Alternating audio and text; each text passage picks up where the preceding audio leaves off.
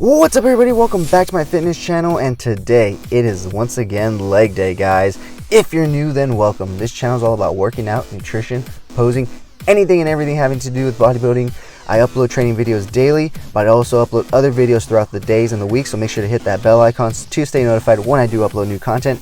And if you guys gain any kind of knowledge or enjoy this video at all, please hit that like button. It really helps the channel grow. And if you haven't already, please hit that subscribe button. It is a very small goal of mine to try to reach at least one new subscriber per video that I put out. So please be my one new subscriber for today. Thank you so much in advance. Let's jump right into this, guys. And we are starting off with leg extension today, guys.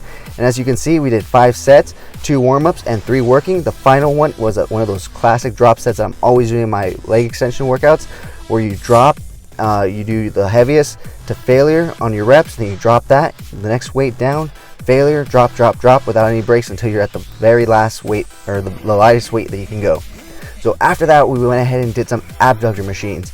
Now you guys always see me doing these things, and that's because these are key. These are going to keep your legs healthy, they're going to keep your legs strong, because these are working those intricate little muscles that kind of get left out when we work, you know, the other larger groups such as the quadriceps and the hamstrings and even the glutes, because these are like the inside of the thigh and the outer part of the glutes. So maybe for the women it's not so much lacking on the outer glutes parts, but for men, a lot of men try to stay away from these machines because they think it's just for women. But in reality, guys, it's great for just proper full leg development. So in my opinion, I highly recommend that you use these machines. They will give you what you want in terms of leg development, which is actual proper leg development. And with these, since you're building fully the leg fully, you know, you're going to be able to raise your weight in squats and hack squats and leg press, because now you have those little muscles in there that are a lot stronger than they were prior than when you weren't training them. So guys, use this machine. I guarantee you it will be beneficial to you. So after that, we went ahead and moved on into Smith machine lunges. These things are killer, guys. I absolutely hate lunges, but you know what they say, guys. If you hate it, it means it's working. So I went relatively heavy today on these.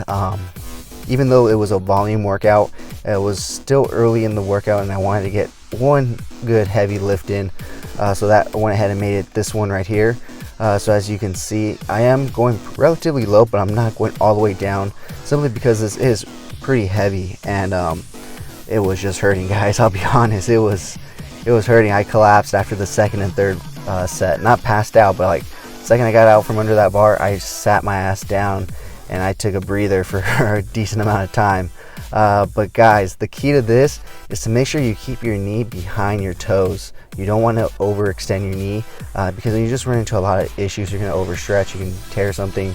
It's just a lot of bad stuff. But these lunges are great for overall leg definition, because they really force you to use them unilaterally in a way. So these are great.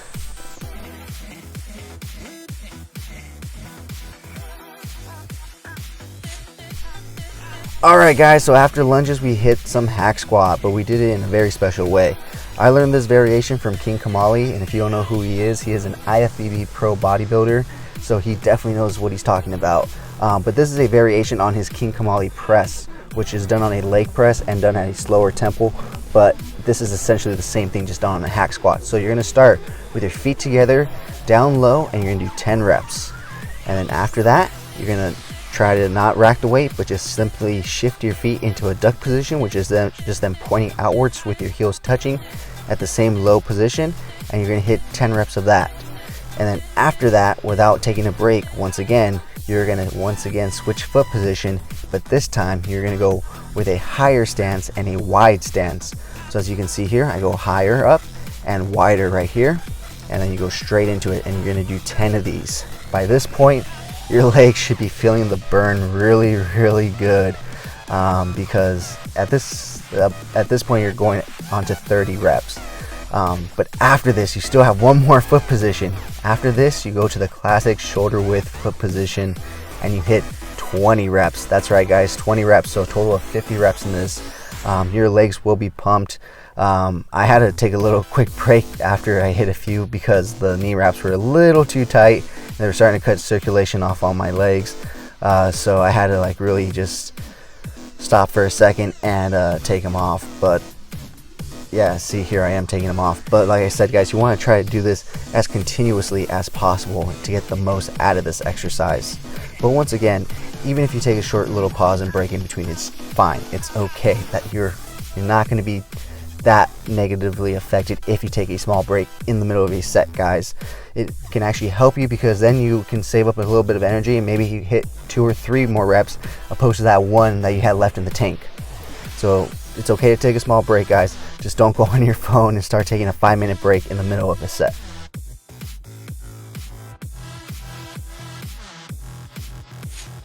Alright guys, now we're shifting gears from quad work to some hamstring work with high-footed leg press.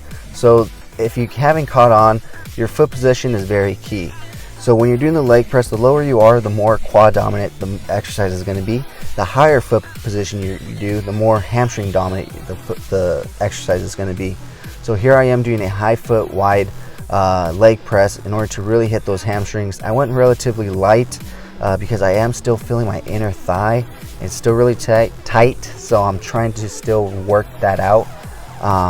But so yeah, I still wanted to hit a little bit of leg press, and it did hurt quite a bit, but I got it in, and that's what counts, right, guys? If you guys are hurting, let it rehab, let it recover. Don't do what I'm doing, so do the opposite of what I'm doing. But after leg press, we went ahead and moved on to seated leg curl. Now, I haven't done this movement in quite some time now, so the pump was great. And that's the thing, guys, about constantly rotating your exercises. Sometimes you want to stop doing certain exercises for a while, because then you come back to them, and when you start performing them again, your body's just like, whoa, you haven't done this in a while, and you tend to get a really good pump. And that's what happened to me here. So yeah, guys, you want to just make sure you're moving the weight in a concentrated form, in a controlled fashion, squeezing at the top, and lowering it to almost the bottom, but not quite the bottom. And yeah, guys, just remember that mind muscle connection. Squeeze and focus.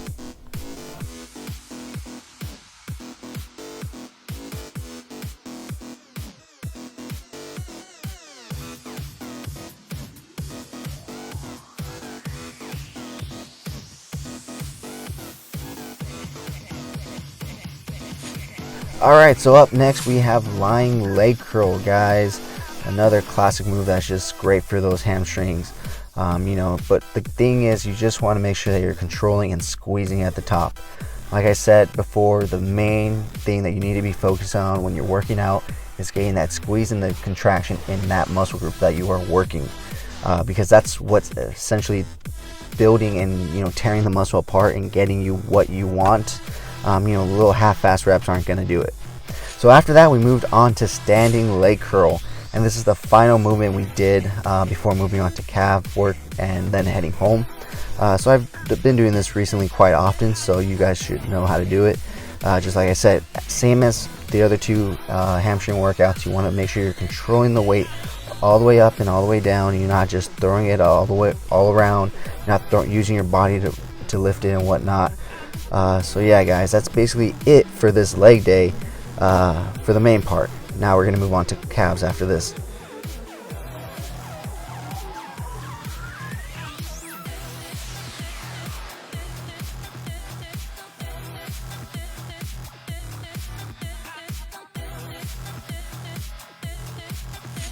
Alright guys, so we started this workout with working the small muscle groups like the abductor and the adductor machines, and we're finishing it off with another small group, the calves.